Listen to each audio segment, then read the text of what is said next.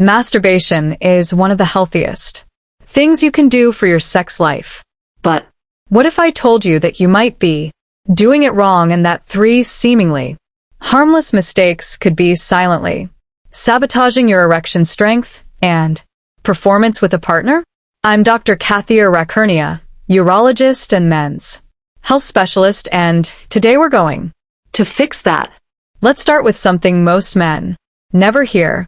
Masturbation is normal, healthy, and beneficial. It can reduce stress, help you sleep, support prostate health, and when done correctly, enhance your sex life with a partner. But here's what most men don't realize. Masturbation is also training. Every time you do it, you're not just chasing release. You're teaching your body how to respond sexually. Your brain is a learning machine. Through a process called neuroplasticity, it strengthens whatever patterns you repeat. So if you consistently train your brain and body to respond a certain way, fast, distracted, or overstimulated, those habits don't stay in isolation. They carry into the bedroom. Just like in the gym, proper form builds strength. Sloppy form builds problems. When it comes to masturbation, getting it right means developing confidence, stamina, and control. Getting it wrong, that can contribute to premature ejaculation, erectile dysfunction, and a frustrating loss of arousal during partnered sex. Let's break down the 3 biggest mistakes and what to do instead.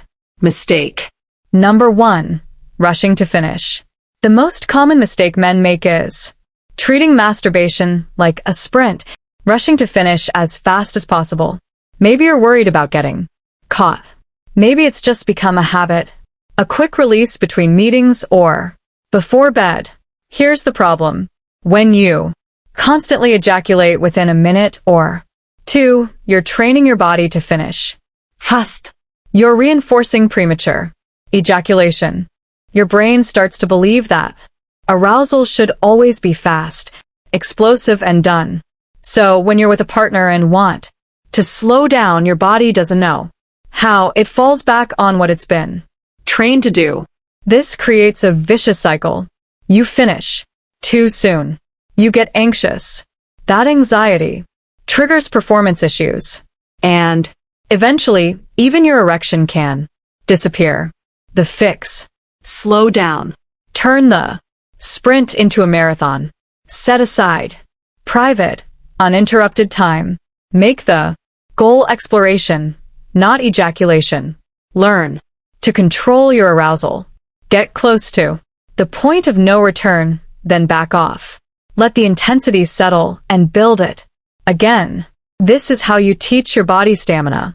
You're taking back control and proving to yourself that you're in charge, not your reflexes. Mistake number 2, relying on pornography. Think of porn like junk food for your brain. It's hyper-stimulating, convenient, and exciting. But over time, it does real damage. When you only get aroused from watching porn, your brain adapts. It starts needing more novelty, more intensity, more extremes just to feel the same spark. This leads to desensitization, where real-life touch and intimacy just don't hit the same. You might love your partner. You might find them attractive. But your brain, it's hooked on a screen. This can lead to what's now called porn-induced erectile dysfunction, or PIDE. You're comparing a home-cooked, meaningful connection to a fast food dopamine hit. The fix: a digital detox. Stop outsourcing your arousal. Start using your imagination. Yes, it'll be harder at first. Your brain is used to shortcuts. But the more you practice using memory, fantasy, and sensation, the more responsive your brain becomes.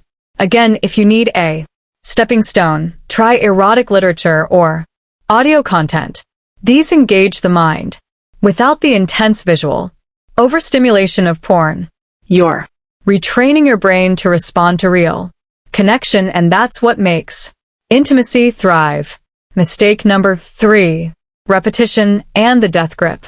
The third Common mistake is doing the same thing every time. Same hand, same grip, same pressure, same position. Usually lying down, often with a tight, rigid hold. The problem? This creates a narrow arousal script that conditions your body to respond only to that specific type of stimulation. Your grip, your pressure, your environment, it becomes a template.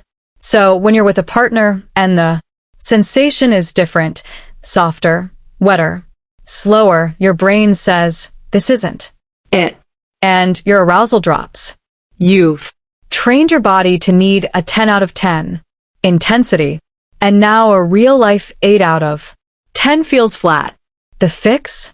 Become an explorer. Introduce variety into your solo sessions.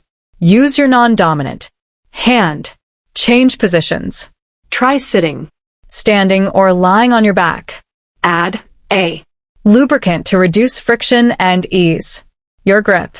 The goal is to teach your body to be responsive to many types of stimulation. That flexibility makes real-life sex far more enjoyable and prevents loss of sensation or arousal when the conditions change. Bonus tip: practice with condoms. Many men report feeling off when using a condom. Reduced sensation, increased anxiety, difficulty staying hard. The solution? Practice with condoms during solo sessions. Try different brands, sizes, and textures until you find one that feels natural. That way, when you're with a partner, it's already part of your rhythm, not an interruption. If this helped you, please hit the like button. It helps this message reach more men who need it. And if you want no-nonsense, medically accurate advice on male performance, intimacy, and hormones, subscribe and turn on notifications. Now, I want to hear from you. Which of these 3 habits do you recognize in your own life? Be honest. No shame here. We're all here to learn. Leave a comment below. I'll be reading